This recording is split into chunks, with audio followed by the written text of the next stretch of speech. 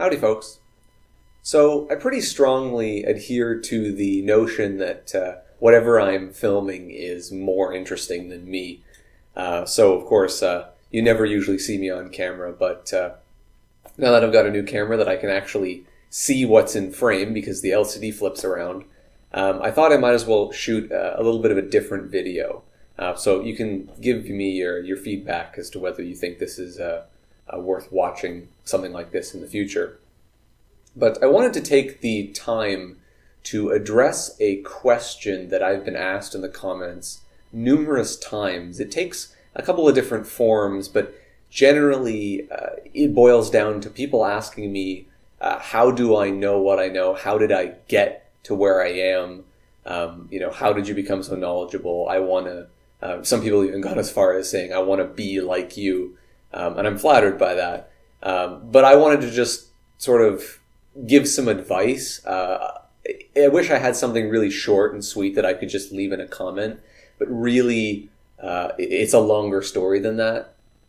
And so I thought about this for a little bit, and I want to try and explain my answer to this question as best as I can. If I was to try and come up with a single statement that sort of sums up this entire video, I would say it would probably be along the lines of, if you want to be successful in a field, you need to have an intrinsic internal motivation to try new solutions to problems, and a desire to learn. I think those are the most important things that you can possess. And I'm going to elaborate on that a little bit because it might not make a lot of sense in that context. So what I really mean is, if you can, think about your life, whether it be in your personal life or in your career, you're going to be faced with problems. You're going to be faced with decisions. And whenever you come across a problem, you're going to have, no matter at what point in your life, you're going to have a knowledge base of solutions that you already know about. And generally speaking, all of the solutions to your problems can be split up into two categories. There are solutions that you already know about, things that you may have already done in the past. And then the set of all other solutions, which you have not done before. This also includes, coming up with new solutions that have not been done before, that kind of stuff. And the obvious solution is to use your existing knowledge and do something you've already done, because it's the easy solution. And, you know it works, you know how long it might take, you know the risk associated with it, so you go with that solution. But the problem with that is, as you do that, and you do this over and over again, your knowledge base that you started with when you started solving the problem has remained the same. It's still static. You haven't learned anything new by reapplying that existing solution, and your knowledge base stagnates. What you need to do is come up with a new solution, whether it be improving on an old solution, looking up something new, trying something completely new. You need to basically forge your own path. And that is difficult to do, of course, because it offers quite a bit of risk. You don't know if that solution is going to be right or not. You don't know how long it's going to take. And of course, it's going to take more effort than doing something you already know, because you have to learn something. So you need to be motivated to take that alternate path. And if you can be motivated, you will gradually, through solving everyday problems, you will increase your knowledge base and you will become smarter. And that motivation, I think, is what you need to succeed in your career or whatever it might be. Of course, in my case, this is sort of computer engineering, electrical engineering, software, but this could apply to anything. Cooking, it doesn't matter what it is. So that motivation can come from a bunch of different places. Of course, in your career, you're going to be faced with problems at your job. and your motivation to solve them will be not getting fired and therefore having enough money to live. And that may be all the motivation you have. In which case, I don't really think that's a terribly great situation to be in. Because in that case, you're really only going to learn as much as you need to learn to satisfy the needs of your boss. You're not really going to go as deep as you probably should to get the underlying knowledge to excel in whatever it is you're doing. Whereas if you have an internal motivation where you actually want to do better and learn for yourself, that usually ends up in a better, you end up in a better state, and you go further and you learn more, you have a deeper understanding of whatever it is you're doing, and that allows you to excel faster and further. And really, you need to do what you love, and I really think that you can only really excel at what you really love. I think if you really don't like something, I don't think you can really be great at it. I mean, this is all of this is just my opinion, but I think you need to have a drive for it. So what I'm really trying to say is that you need to do whatever it is outside of just your career and your schooling. You need to do it as a hobby, because I think that is where you learn the most you're ever going to learn. And even though it may be a smaller percentage of your life than compared to, let's say, your day job, you get to basically make your own problems. You make your own challenges. You then get to decide the solutions to those problems, and you get to evaluate them however you want to evaluate them. So you can carve your own path as you make your own path. And that way you can get the most out of your time. You can learn the most of what you want to learn.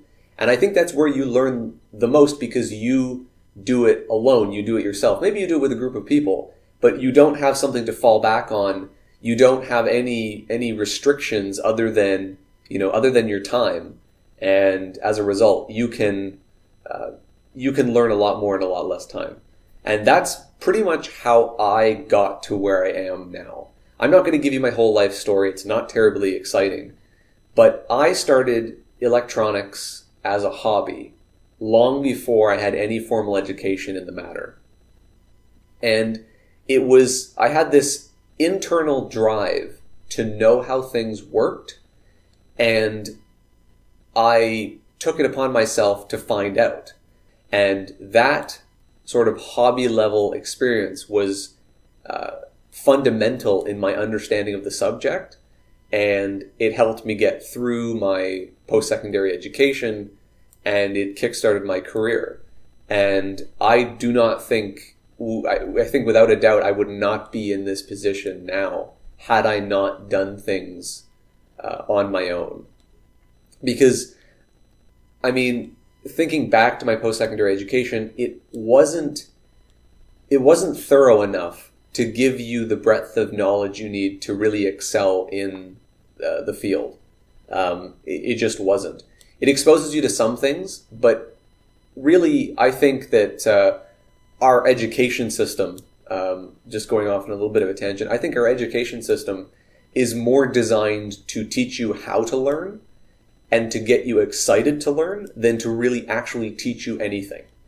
Because realistically speaking, I think that the most valuable skills you can get out of high school and college or university or whatever is figuring out how to get information into your brain, and then giving you sort of a motivation, a drive to learn things on your own. So once you figure out what works and you figure out what you like, the idea is that you'll do it on your own. So that is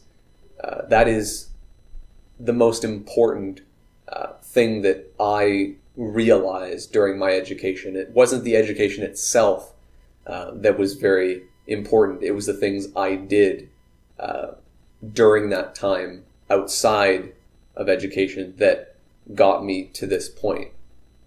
one thing that I've found is very important is you can't stop learning. Just because your formal education finishes doesn't mean that you stop learning. There's never a day that goes by where I don't learn something, and that's important. You cannot let your knowledge base stagnate because the world is constantly changing. Technology is changing. Everything is constantly moving, and if you don't move with it, you're going to be left behind. And of course, that's not what you want. You want to be, you want to be the top of your class. You want to be the person that people look up to, and as a result, you need to know the new things in your field, whatever it might be. And you can't know everything. It's impossible to know everything. And anyone who claims they know everything is bullshit. Is bullshitting you. But the thing is, you need to just know more than what is required at any given moment in time. And if you find yourself in a position where more is being asked of you than you are capable of producing, that should just be a wake-up call. I should start investigating new things. And hopefully with time, you'll overcome that and you'll become a more knowledgeable, smarter person. And that's a good feeling when you overcome those things. And at the beginning, when you first start, it's going to feel very overwhelming. I remember when I first went into the working world, coming out of university, and I was surrounded by amazingly talented engineers. And you work on a team with these people, and it's incredibly intimidating how much they know. And I had that feeling of I'm not good enough to work at this company. I don't belong here. My education has failed me. But the thing is, this shouldn't serve to put you down. It should serve to motivate you to learn more. And of course, you can do that around these very smart people. I mean, hopefully the people you're surrounded with are nice people who are open and want to help you learn. But at the same time, you've got to take matters into your own hands, and you've got to, go home and say, okay, I need to learn this. What cool thing can I do that allows me to learn that? And I don't like to learn by reading things for no reason. I like to learn things by doing things. So I like projects, right? If I need to learn how to do something, I'll come up with a project idea, something that I'll get out of this at the end that's a useful thing. And I will design that, and then I will use that as a way to learn whatever it is I need to learn.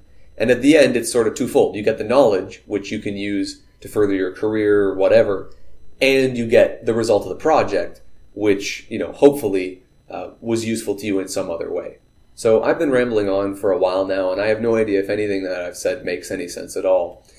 But in my case, to answer the ultimate question, in my case, I got here because I started learning things at an early age on my own. I was motivated to do things purely out of self-interest. I did things with hobbies and projects, and I built on my knowledge base by always trying new things, even if I already knew a solution to a problem. And I mean, it is harder to learn things. I mean, I don't think anyone would choose to learn things based on the difficulty of learning things on its own. But when you learn something, you get a reward out of it. You get a good feeling that you now know something you didn't know, and you can apply that later on. And I don't think that you should just go around memorizing facts and things, but when you learn things, there's a good chance that if you're learning the right things, it will become useful later on, and you won't just be wasting your time. And I find enjoyment, I find fun in doing projects and things like that. If you don't, then maybe there's some other way for you to learn. But I'm just stating what worked for me and what my opinion was. So take it at face value. So as sort of a final mention, you may be thinking, well, I want to learn things, but I don't know what things I want to learn. What project should I do? Where should I start? I don't know. I don't know anything. Where do I go? And really, you need to build iteratively upon what you know. Right? Everyone, you have a knowledge base right now. You know things. You are not a potato. You know things. So think about what you know and what is possible with what you know, and add just a small bit to that. And then do something that encompasses that. And now your knowledge base will be a little bit bigger. And then you use that to come up with something a little bit more than that. And that's how I started learning software. I was never taught formally how to write code. And I built my knowledge of Visual Basic, that was the first language I learned, by doing this. And, that's how I started learning software. I don't remember any of that stuff now, but it got me started, and it gave me an understanding of object-oriented programming before I even knew what that was. My knowledge has weird gaps in it of things that I never learned formally and I never encountered in my projects. And that's just going to happen. It's going to be hard at the beginning, and you might not know of course, you don't know what you don't know. So it's going to be hard no matter what. You just have to try, and hopefully something sticks. And I really don't know if I have anything more to add than that, because I'm not a teacher. I don't know. I've never taught anyone anything from the ground up, so I really have no idea if anything I'm saying applies at all. But anyway, I thought I would share that just because people had continually asked for it. So hopefully to those people who've been asking the question, did this help at all? I have no idea. And as I mentioned before, our videos where I talk about shit to the camera, is this interesting at all to watch? How many people actually made it through like that, 20-minute video or whatever? So let me know in the comments what you think of this. And as always, thanks for watching.